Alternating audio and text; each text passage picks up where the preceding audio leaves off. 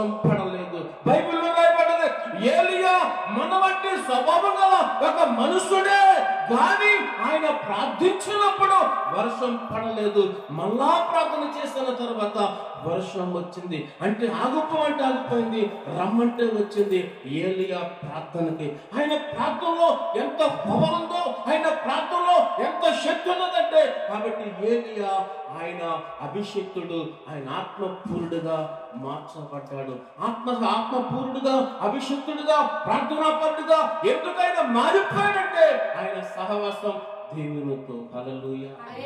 ఈరోజు మన సహవాసాలు ఎవరితో ఉన్నాయి తల్లి? కనుక నీ మీద ఎన్నో ఆస్తులు దేవుడు పెట్టుకున్నాడు, ఎన్నో ఉద్దేశాలు కలిగి ఉన్నాడు, ఎన్నో నలుగురు కలిగి ఉన్నాడు. నువ్వు ప్రార్థనా పరులుగా ఉండాలని, భక్తి పరులుగా ఉండాలని, నువ్వు సువార్త ప్రకటించే ఒక సువార్థికుడుగా, ఒక సువార్థికురాలుగా ఉండాలని, గొప్ప సంఘలుగా ఉండాలని, ఒక గొప్ప సేవకుడిగా ఉండాలని, గొప్ప ప్రవక్తగా ఉండాలని నీ మీద ఎన్నో ఆశలు కలిగిన దేవుడైనా నీ మీద ఎన్నో ఉద్దేశాలు కలిగినటువంటి దేవుడు. కాబట్టి మన సహవాసాలు ఎవరితోటంటే మనము ఆ మహోన్నతుడైన దేవునితో సహవాసం చేసేవారుగా ఉంటే మనము ఆయనకులాగా మారిపోతాం.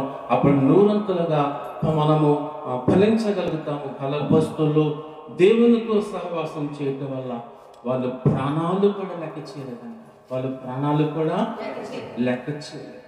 మేము బ్రతుకుతే దేవుని కొరకు బ్రతుకుతాం, చనిపోతే దేవుని కొరకు చనిపోతాం. అది వారి యొక్క విశ్వాసం.